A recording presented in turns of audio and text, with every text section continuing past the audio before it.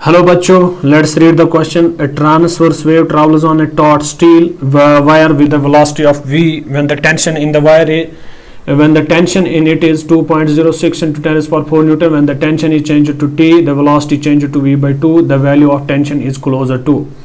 Okay, आइए इस question को सॉल्व करते हैं. सबसे पहले इसका की कॉन्सेप्ट देखते हैं. की कॉन्सेप्ट क्या रहेगा इसका? Key concept is easy and simple, that is velocity of the transverse wave. Velocity of the transverse wave.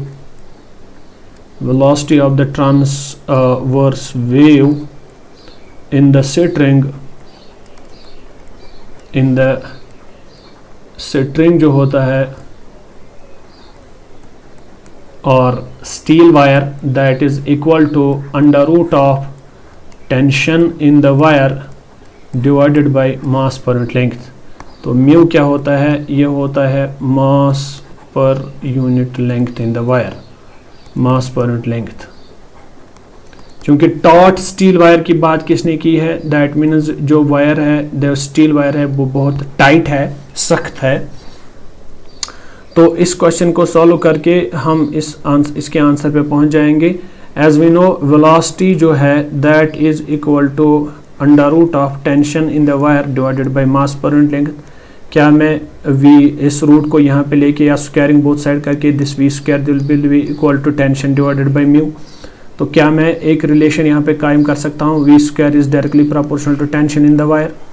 तो इसी रिलेशन का यूज़ करके तो क्वेश्चन में आइए क्वेश्चन की गिवन कंडीशंस पे चलते हैं. गिवन क्या है?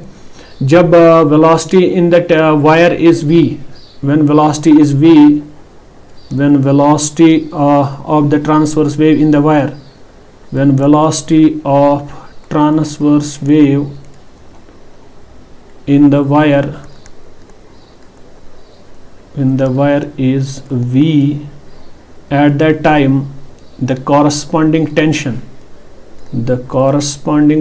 जो है, the corresponding tension in the wire is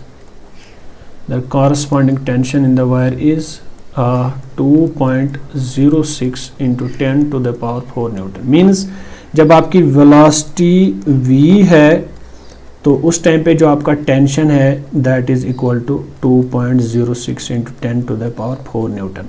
Now the question says जब आपकी velocity, when velocity changes to v by 2, आपको टेंशन निकालना है. आपको बताना है कि जो टेंशन उस टाइम पे होगा वो क्या है. उसको मैंने टी अननोन नाम दे दिया. ओके, तो आइए सॉल्व करते हैं. एज आई नो कि V square is directly proportional to under root of tension. Sorry, V square जो है that is equal to simply tension. V square is directly proportional to tension. तो tension के बराबर है, ये मेरी रिलेशन है. v square is directly proportional to tension. Using the given conditions, using the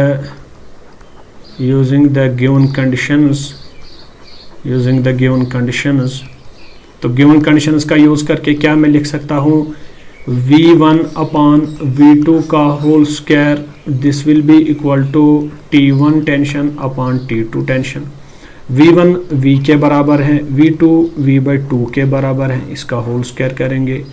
t1 tension जो है that is 2.06 into 10 to the power 4 newton divide by t2. इसको मैं t अननोन मान लेता हूँ. This is v and v get cancel to each other. This is 2 square, this is 2.06 into 10 to the power 4 whole divided by tension. Okay, तो ये 4 हो जाएगा, यहाँ पे टेंशन आ जाएगा. This will be 2.06 into 10 to the power 4 divided by 4.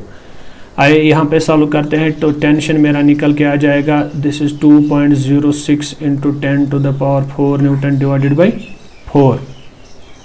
Solve जब मैं इसको करता हूँ, this is 206 into 10 square into 10 square divided by 4 into 10 square. एक 10 स्क्वायर कैंसिल हो गया.